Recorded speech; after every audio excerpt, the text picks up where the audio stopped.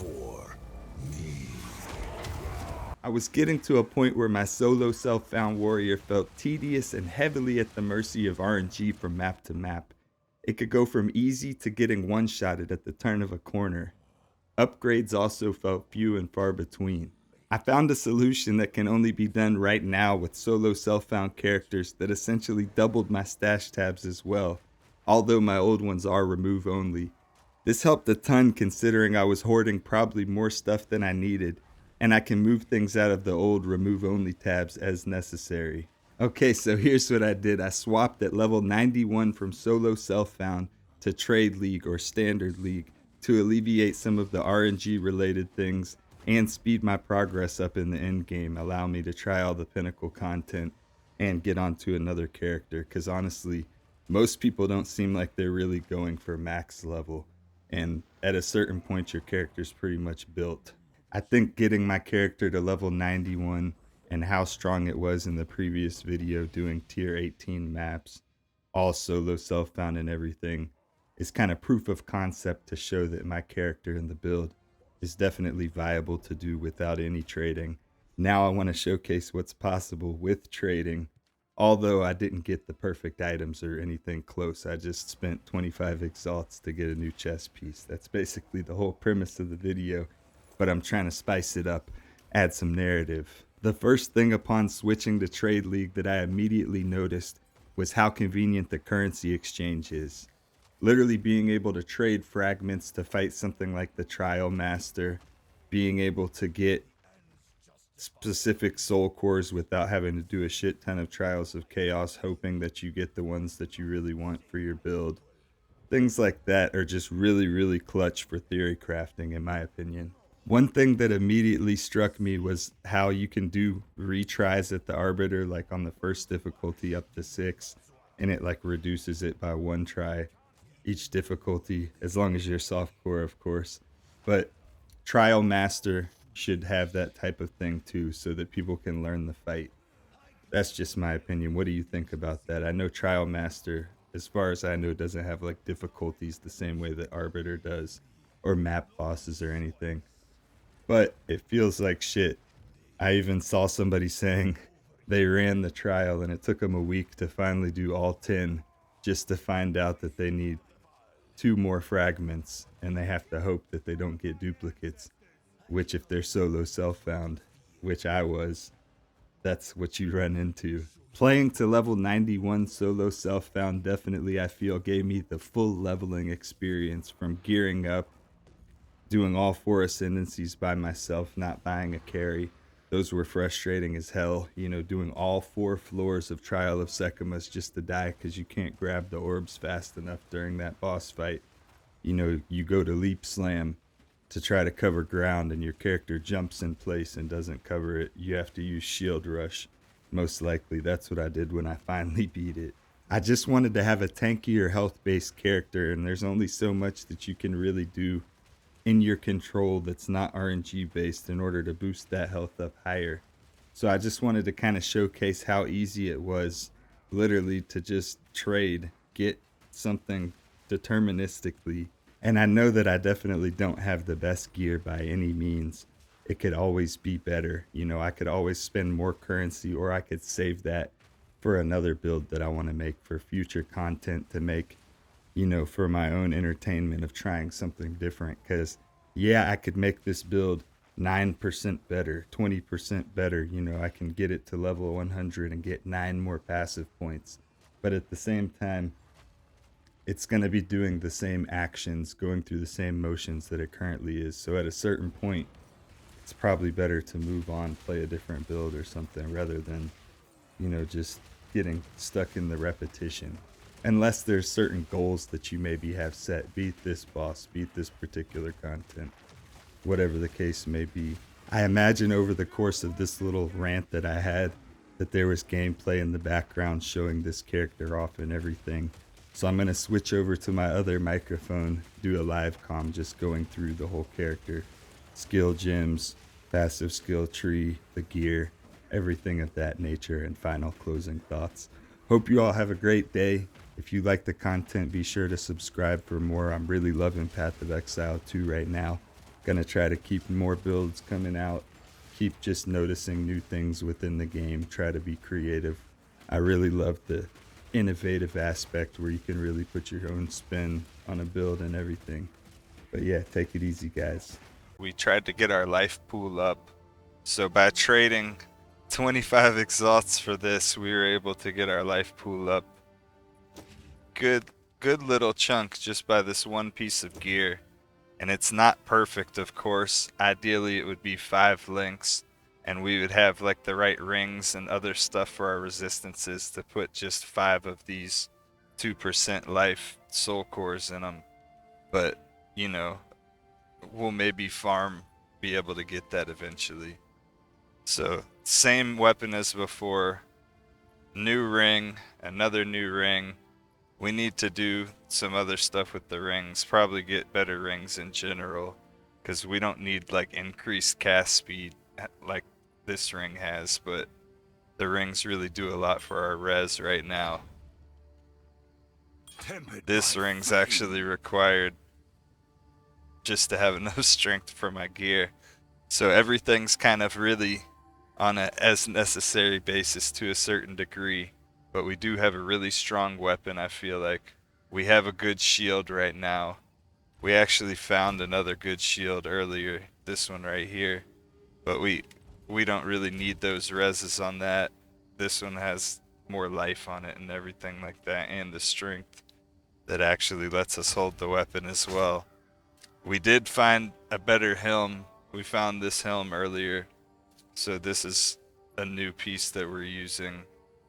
I think I was using this belt, or I've at least had this belt for a while now. Same gloves as I've had before. Same boots as I've had before. I actually think I swapped these boots out. I was using these boots right here.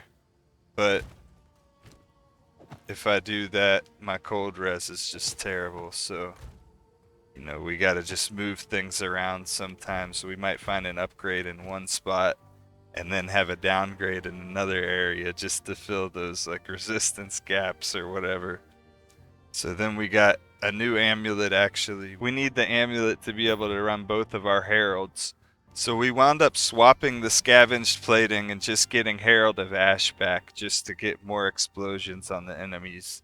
So with Herald of Plague and Herald of Ash combined, instead of just getting like some extra armor's still kind of dog shit. I've even had it up to 70% before. Armor just kind of sucks in my opinion. So getting the armor isn't really as valuable as getting the explosions from the enemies that you overkill with your damage from the Herald of Ash. So that's my reasoning for changing that. So we got Mace Strike, just some random shit in Mace Strike, honestly. I don't really use it very much, but it's not bad. Stampede, we still got Armor Explosion, Magnified Effect, Corrosion, Envenom, and then Aftershock. Just because we don't have Aftershock points on our passive tree anymore. We used to have like these right here, but we're using these points on other stuff, so we wound up swapping around and just getting it from this node since we've got a 5 link on this. Then we got Leap Slam, Heft, Holy Descent. This is like really key just for survivability. Momentum, this helps with more damage just because, I mean, we're usually using Leap Slam as a mobility kind of thing anyways.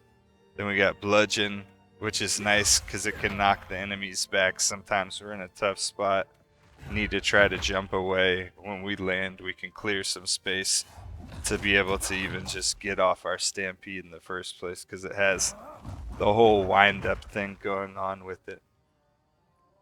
So we got Shield Charge. These are just kind of random things on it, but cooldown recovery is always nice to have on something like Shield Charge because it's just a mobility thing anyways. And I like the little effect of the other thing. This doesn't really do that much damage, the shockwave, but I mean it does damage based off your strength, I believe.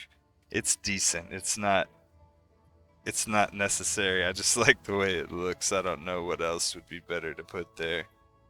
But then we got Infernal Cry, Raging Cry, Enraged War Cry, premeditation, corrupting cry.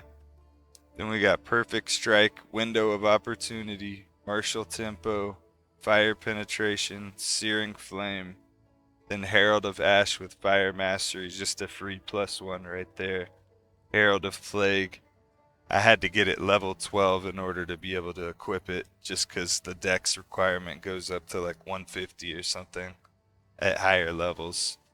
We got Chaos Mastery just for a free +1 on it. Then we got Cannibalism. Ideally, I would have Herbalism, but I don't have enough spirit to have both of those, Cannibalism and Herbalism. And I kind of value the life on kill more than I value like life from the flask. Then we got Ancestral Warrior Totem. This is just for breaking armor, but we're also breaking armor with our poison as well. So we got 2 ways of breaking armor. So, and this is mainly for bosses, honestly. Armor Breaker, Splinter, Demolisher, and Ancestral Urgency. I could put something else other than this, but I think this is probably, it just makes it do it a lot faster. If I don't have that, look how slow that is in comparison, so that's pretty good to have.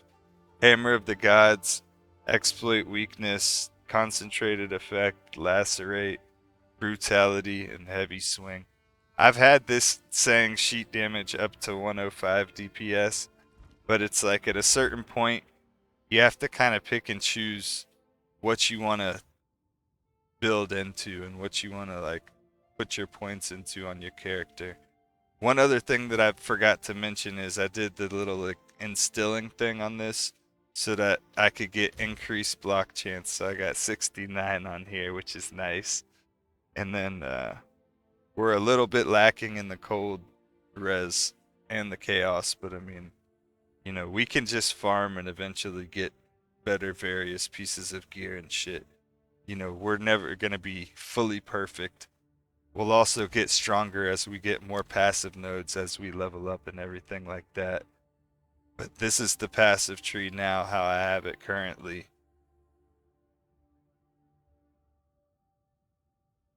So it's really just based on being balanced, doing strong bleed damage against the enemy, having good physical damage because that converts to the poison that does the armor break and causes the explosions and all that good stuff within the level for the AoE. Put a little bit of points into the AoE. I maybe could get more, I maybe could take away like something like this and take away some other nodes and then get more aftershock chance.